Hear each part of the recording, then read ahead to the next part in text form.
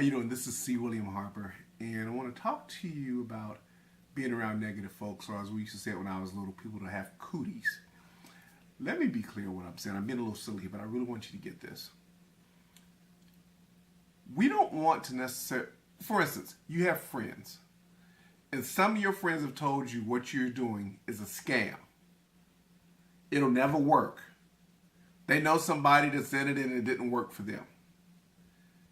Your friends are actually trying to be loving to you. But in the process of them being loving to you, they're sowing negative seeds. Now, the way that you deal with that is you limit your contact. And I want to be clear. Now, people say, well, I ain't going to talk to them. No, I'm not saying don't talk to them. I'm saying limit your contact. It is extremely difficult to overcome negativity of other people. And what happens is we've been living with it for so long, it's become our new normal.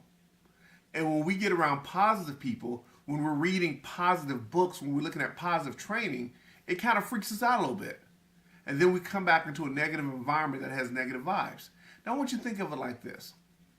You're in your household with your spouse, your kids, and so on and so forth, and all of them were totally against you doing your home-based business.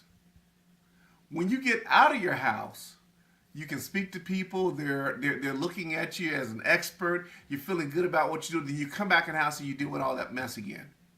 At some point, as you're starting to get no's, it's going to frustrate you, and all that negativeness that you've been hearing, taking through your eye gates, your ear gates, and all this stuff like that, it's going to affect you. You're going to quit.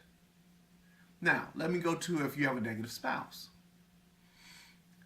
No, don't divorce your spouse. Pastor Harper didn't tell you to divorce your spouse. Don't even go there. But what I'm suggesting to you is this. Maybe there's certain things you don't talk about. Maybe there's certain conversations that you don't go there because you know their feelings about it. Now, what happens is this. When you're around a lot of negative, I know they say birds of a feather flock together. I'm more of the notion that if you lay down with dogs, you get fleas. You don't necessarily have to become negative because you're hearing negative stuff, but it makes it hard for you.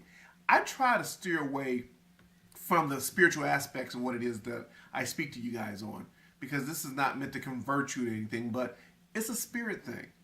And when you're around a whole lot of negative spirits, or as I said earlier, people with cooties, that stuff gets to you and it wears you down.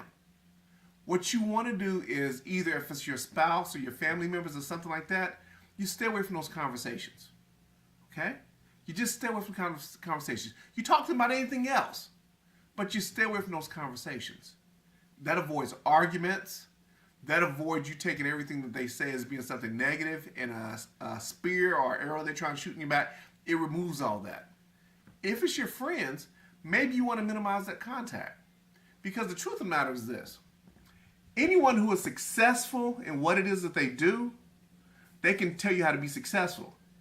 Generally, you're taking advice and you're hearing words from people who don't, let me clean that one up, who don't have a pot to cook in or a window to throw it out of, okay? So again, watch your exposure with negative people. And because you deem somebody to be negative, it doesn't make them bad. It means for what it is that you're doing, they're not productive for you. And you want to be around people, environments, forces, spirit that are taking you in the direction that you want to go. I hope I cleared that up for you. And if it didn't, go to cwilliamharper.com. There's some more stuff on it, but that is probably the clearest way I can put it. I'm not telling you to shun your friends, shun your family, and so on and so forth, but with your friends, I am suggesting that you limit your exposure. And with your family, I'm suggesting you limit your conversation. That's all I got for you. You guys take care, have a tremendously blessed day, and may God love you real good. Goodbye.